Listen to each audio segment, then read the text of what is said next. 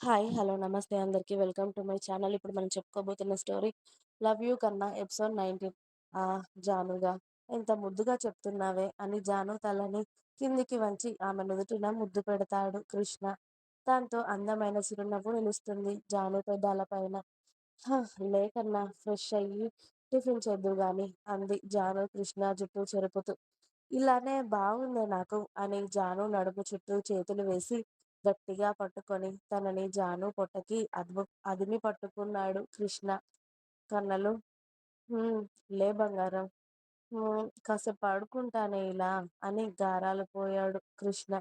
సరే, అలాగే పడుకుందువులే కానీ ముందు ఫ్రెష్ అయి రాపోరా, నా నా కన్న కదా అంది జాను కృష్ణని బుజ్జగిస్తూ. ఓయ్, కన్నా, నువ్వు కూడా రావే, ఇద్దరం కలిసి ఫ్రెష్ అవుదామని కన్ను కొట్టాడు కృష్ణ. కన్నా, ఆల్రెడీ నేను స్నానం చేసే వచ్చానురా, నువ్వు నాటకాలు ఆడకుండా వెళ్ళు ముందు. అబ్బా, రావచ్చు కదే, నా వీపు రాదు గాని. రే, అవన్నీ పెళ్లి తర్వాత కానీ నువ్వు వెళ్ళు. ఆహా, వెళ్ళను అని మారం చేస్తూ ఉన్నాడు కృష్ణ.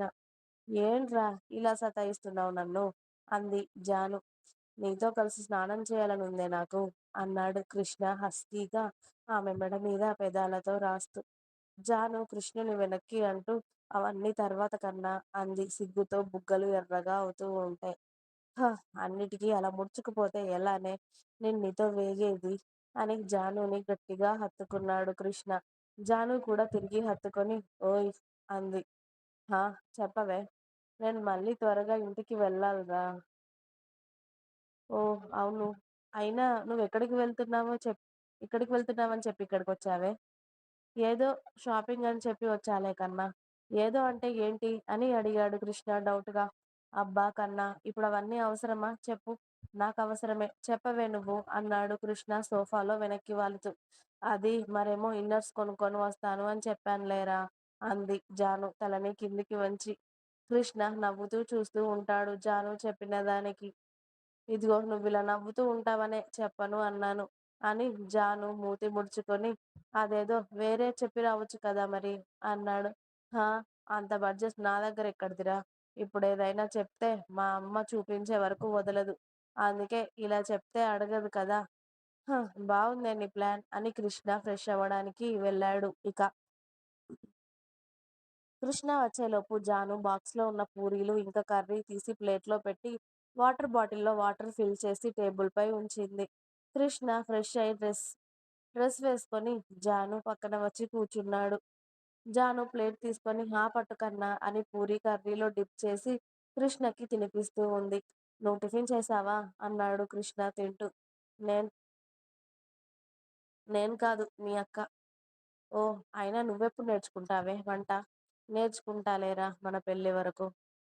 చూస్తా కదా పెళ్ళయ్యాక. కన్నా, నాకు అది రావడం లేదు ఇది రావడం లేదు అన్నావనుకో, పీక మీద కాలేసి తొక్కి చంపుతా, ఏమనుకున్నావో అన్నాడు కృష్ణ. అరే, నాకు రాకపోతే నీకు వచ్చు కదరా అంది జాను. అందుకే నేననేది కూడా, అన్ని పనులు నాతో చేయిస్తావని నా భయం.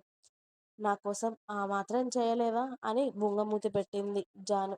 ఇదిగో, ఇలా టెంప్ట్ చేస్తే ఏమని చెప్తాం? చెప్పరా అంది జాను. సరే, ఓకే. నీ నైట్ టైం అంతా నాకు ఇచ్చేసావనుకో, నీకు హెల్ప్ చేస్తాలే నేను అన్నాడు కృష్ణ కన్ను కొడుతూ.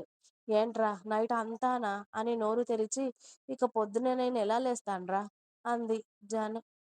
ఆహా, నేను లేపుతాలేవే, ఎంత మంచి మనసురా నీది అని గొనుక్కుంటూ హ్యాండ్ వాష్ చేసుకొని వాటర్ కృష్ణకి ఇచ్చేసి, కన్నా, ఇక నేను వెళ్తాను, నువ్వెప్పుడొస్తావు అని అడిగింది జాను. నేను మెల్లిగా వస్తాలేవే, నువ్విలారా అని జాను చేయి పట్టి లాగుతాడు అతడి ఒళ్ళోకి. కన్నా, ఇప్పుడు నువ్వు వేషాలు వేయకు, నేను వెళ్ళాలి అంది జాను.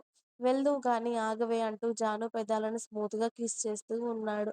జాను కూడా కృష్ణ హెయిర్ ని చేతుల్లో పట్టుకొని నార్మల్ నార్మల్ కిస్ కాస్త డీప్ కిస్ అయ్యేసరికి ఊపిరి అందక వెనక్కి జరిగింది. ఆమె పెదవి మీద మంటగా అనిపించడంతో వేలితో తడుముకునేసరికి వెచ్చగా తగిలేసరికి ఏంటా అని చూసింది. ఆమె వేలికి బ్లడ్ అంటడంతో కోపంగా కృష్ణని చూసింది. ఏంటిది అంటూ. కృష్ణ అతడి పెదాలని నాలుకతో తడుపుకుంటూ చిన్నగా స్మైల్ చేసి కన్ను కొట్టాడు జానుకి.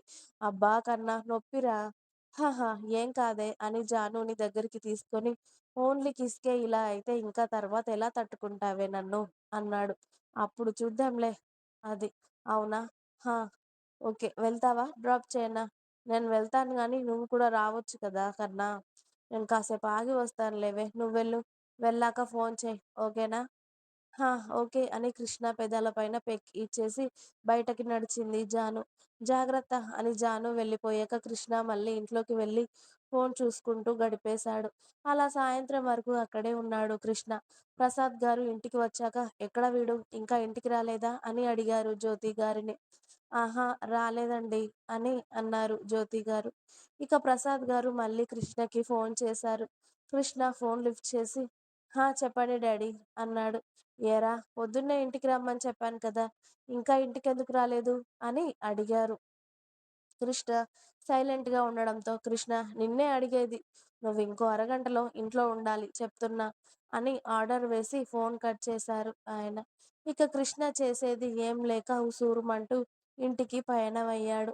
కృష్ణ బైక్ పార్క్ చేసి ఇంట్లోకి రావడంతో, "ఏరా అమ్మ ఒక మాట అనగానే ఇంట్లో నుండి బయటకు పోవడమేనా? నిన్నొక్క మాట అనే హక్కు మాకు లేదా? అంత మాత్రానికే అలా కోపం తెచ్చుకుంటే ఎలా? నిన్ను ముందుగా ఈ కోపమే తగ్గించుకో అని చెప్పేది. ఆ కోపంతోనే పనికిరాని గొడవల్లో దూరడం అలవాటు అయింది కదా నీకు" అన్నారు ప్రసాద్ గారు. ఆయన అన్నీ అంటున్నా కిక్కురుమనకుండా నిల్చున్నాడు కృష్ణ. ఇక జ్యోతి గారు వచ్చి, "ఏరా అమ్మ మీద అంత కోపం వచ్చిందా? తినేది కూడా కింద పడేసి వెళ్ళావా?" అని కళ్ళల్లోకి నీళ్లు తెచ్చుకుంటారు ఆవిడ. "అబ్బా! అమ్మా! ఇప్పుడు నువ్వు ఎమోషనల్ అవ్వకు. ఆగు" అన్నాడు కృష్ణ. జ్యోతి ఇక వాడు వచ్చాడు కదా! ఆ వంట సంగతి చూడు పో. ఎప్పుడు తిన్నాడో ఏంటో? ఆ మొహం చూడు ఎలా పీక్కుపోయిందో" అని కృష్ణ, "ముందు నువ్వు వెళ్లి ఫ్రెష్ అయ్యిరా" అన్నారు ప్రసాద్ గారు. ఇంకా ఉంది. మీకు నా స్టోరీస్ నచ్చినట్టయితే ప్లీజ్ లైక్ చేయండి, షేర్ చేయండి. అలాగే ఛానల్‌ని తప్పకుండా కొత్త వాళ్ళందరూ సబ్స్క్రైబ్ చేయండి. Please subscribe my channel. Thanks for watching my video. By by. Please like, share and subscribe.